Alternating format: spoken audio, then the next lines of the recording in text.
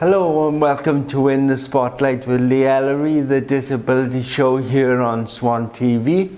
My guest today is Louise Bretland-Treharne. Louise has a disability called Ataxia, and she tends to write poetry in ways of coping with a disability and how she copes with it. So I'm going to talk to her now a bit about that and some other stuff alongside it. So welcome to the show, Louise. Thank you, Lee. How does your disability affect you in general, first of all? Right, in general, I have a condition called ataxia and other conditions like vertigo, migraine, but it also affects some aspects of my cognition. So short-term working memory, I have no sense of working time. For example, if someone asked me, has 10 minutes gone by or an hour, I would have no sense. And it's a balance problem with the brain because it's a small hindbrain that tends to be affected. So I see an ataxia clinic in London as well as services in Wales. So basically with my ataxia, I have a rollator walker to walk with. I furniture walk in the house. So it's like walking on a tightrope without falling over.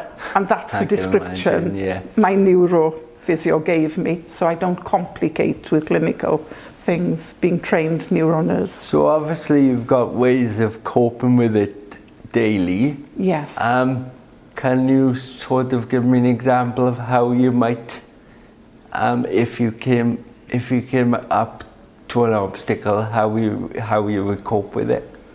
Right. The obstacles quite often is things like there is no accessible disabled toilet, so I research before I go to places if I'm not familiar. Often it's a problem with cars parked on pavements or broken lifts, or people not able to grasp, because most of my disabilities with my changed brain is cognitive, it's invisible. Yeah. And the cognitive fatigue with my movements, it gets very tiring. And things are very unpredictable with ataxia. I can go from being quite well to being unwell. So within all of that, I have personal assistants, carers to support me, because quite often other people around won't realise what the struggles are.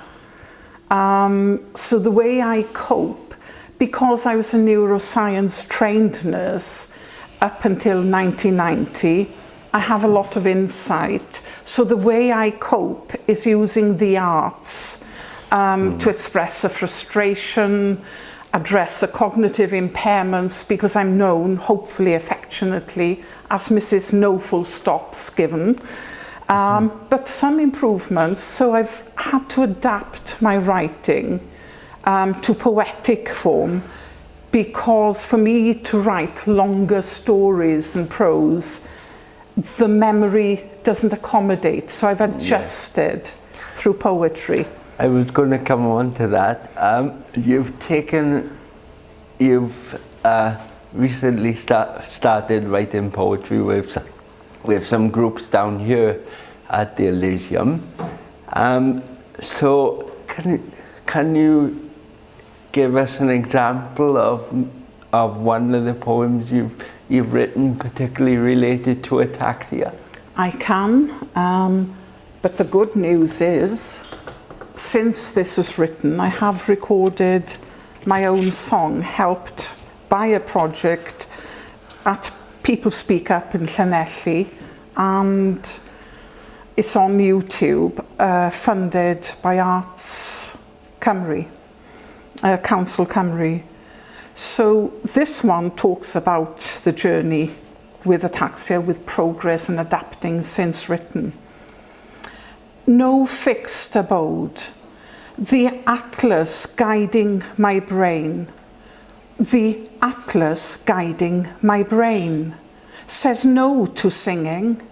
Ataxia, the thief, sobs of hiraeth, longing, knowing singing day's over, needing to cry here and there, but not in stuck ways, singing my soul medicine. Soul smiles knowingly as spoken voice, still truly nourishing. Acceptance created with willingness. Timing has no clock reality. Daringly seeking new ways. This not easy, but remains a choice. Cleansing, healing tears, thank you. Inviting in more and more with gratitude. The welcoming of my spoken voice. A journey of trust with no promises. Life geared by choices. Owns the version of what was, is, or to be. Ego respected, but asked to step back. My voice can speak with courage, with good humour and laughter. Letting go, not easy, but gained enough wisdom to grasp this needs investment. Otherwise, ego crushes further my soul. Speaking up has a louder voice than my ego. Respecting ego's role, but told firmly its place, being the backing vocalist. Well, that just says it all to me. It's really powerful, and it really speaks volumes. So since you've been writing poetry, do you feel that your word in regards to ataxia has made a difference for people looking in? Absolutely, because I use my creative self with the clinical, both holding hands, working together. So with the ataxia, when you start seeing glazed eyes, it's a good hint people are losing interest. And I thought, okay, how can I talk differently about disabilities, like ataxia is one of them, that appeals to an audience for the right reasons, so they feel invited into listening for the right reasons of wanting to know, and actually being able to offer the message, I've got something to offer too. Two ways, collaborative work.